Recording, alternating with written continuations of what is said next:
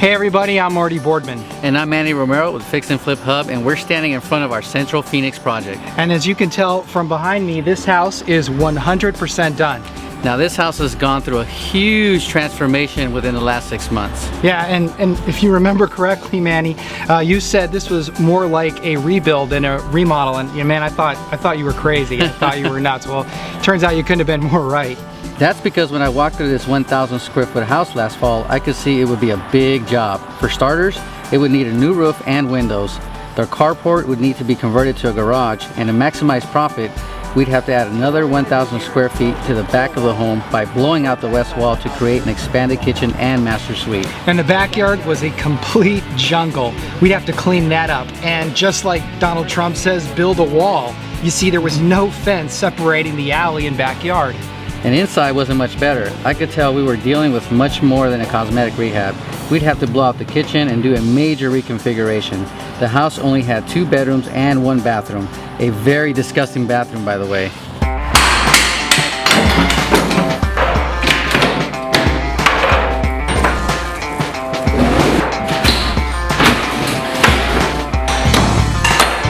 After several meetings with our designer and contractors, we finally got to work on the demo phase. And Manny, he got to take a few shots with the sledgehammer. That's right, I love demo. There's nothing better than taking my frustrations out with a sledgehammer. Huge stress reliever.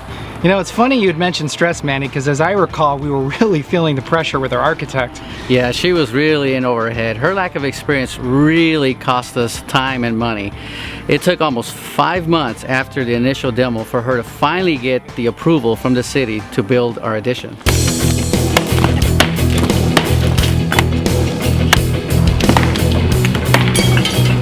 Once we got the green light from the city of Phoenix, we didn't waste any time tearing the west brick wall down for our 1,145 square foot addition.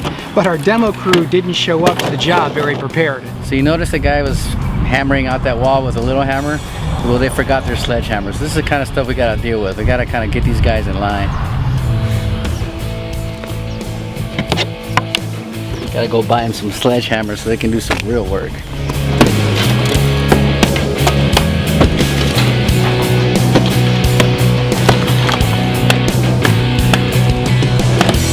Once our demo guys finally had the right tools for the job, it took them about 3 days to gut the house.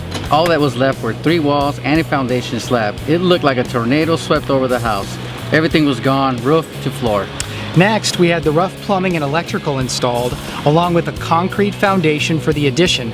That's when the floor plan finally started taking shape. This shot from high above will give you some perspective of the space we added.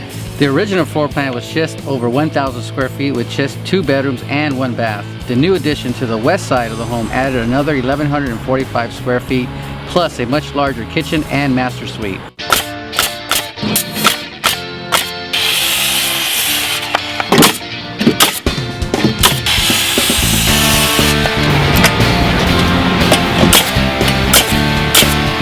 With the foundation poured, the next step was framing up the house. My favorite phase. I mean, I love the smell of fresh lumber. And since Manny did such a great job with the sledgehammer, our framers let us both help out. Oh man, please don't say it. You want us on that wall? You need us on that wall! It took about 5 days to wrap up all the framing of the exterior and interior walls. They also installed a new roof, trusses, and boards.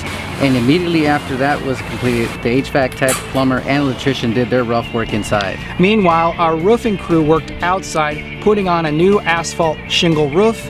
Half the house still had the red brick exterior, so our stucco team came in and wrapped it in styrofoam and chicken wire.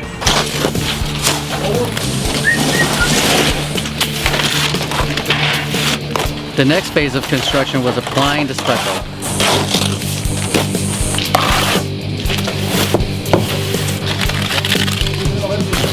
Man, these guys are kicking some serious butt. They're in the back of the house and everyone's pretty much got it done.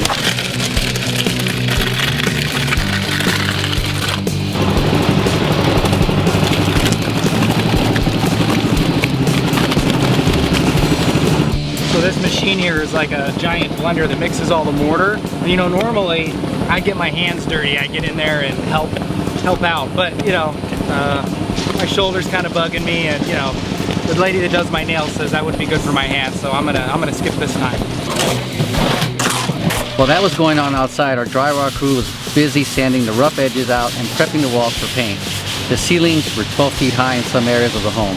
We did that for two reasons. Number one, it makes the home feel more spacious, and number two, we like seeing the crew use those cool stilts. Yeah, man, those are awesome. Well, it took just 3 days for our crew to finish the outside of the home, but we'd had to wait a week for the stucco to cure. So in the meantime, we had a faux wood garage door installed. And also this mission style front door, which Marty bought off the clearance rack at Home Depot. Inside, our carpentry crew stayed busy installing the baseboards, trim, and interior door until it was finally ready to paint.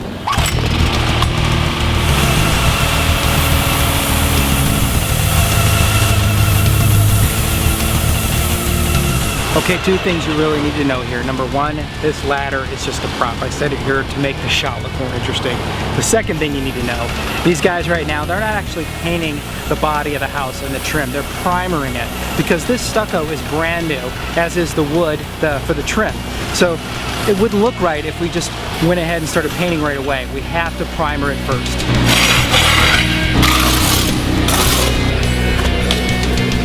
While our painters were busy working on the exterior, on the inside of the house, our tile crew was cruising along as well. I mean, the best way to stay on time and budget is to keep as many crews working at the house as possible. Yeah, that's right. So we went with a narrow gray tile with a wood grain inlay. The entire house was done with the exception of the bedrooms, and our guys had it all finished in about a week.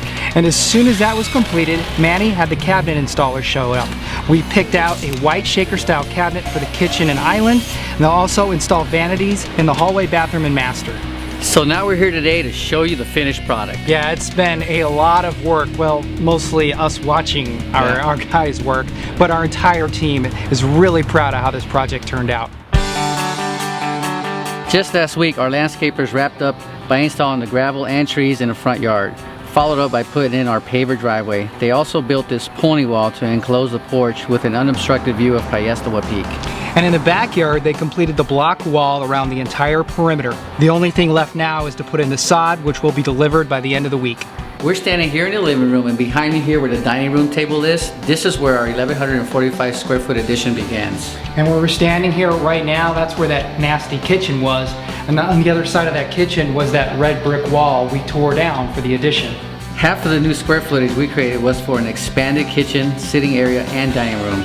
As you can see, our staging company did an amazing job of arranging the furniture to identify each space for the potential buyer. For the kitchen, we went with black granite countertops and 42-inch upper cabinets with a handful of glass doors. The island has these unique pendant lights above it, along with white marble slab to contrast the main countertops. The other half of the addition was where we put our master suite, including the bathroom and a huge walk-in closet. The vaulted ceilings give this room a grand feeling. The master bathroom has dual vanities and a prep area. We gave the shower a clean look with white subway tile, glass inlay, and clear shower door. Now we're standing here in the living room, and this was part of the existing home, which is about 1,000 square feet that needed a major makeover. Also included 2 bedrooms and 1 bathroom. Now, as you may recall, it wasn't pretty. Now we're standing in the exact same spot this shot was taken. The carpet and the walls were absolutely a mess. The bathroom, it looked like somebody performed an autopsy in it, and the bedrooms literally needed new sheetrock, windows, carpet, and paint. Now our living room has new tile flooring, recessed lighting, and paint. The bathroom has a white shaker vanity, and the shower and tub combo has subway tile. And both bedrooms were cleaned up too with new trim, doors, and light fixtures. So now for the bad news. We originally had planned to spend $130,000 on this home, and we actually spent almost $200,000 on it. But here's the good news. We didn't think we could really sell it for more than $365,000 when we're finished. As it turns out, this neighborhood is hotter than we could have ever imagined. We ended up selling it for $460,000 after just 1 hour on the market. So what we lost in the rehab, we gained on the sale, plus a few gray hairs on the way. And my beard too. Yeah. So, but like we like to say, Manny, it's the cost of tuition. I'm Marty Boardman. And I'm Manny Romero with Fix and Flip Hub. Thanks for watching.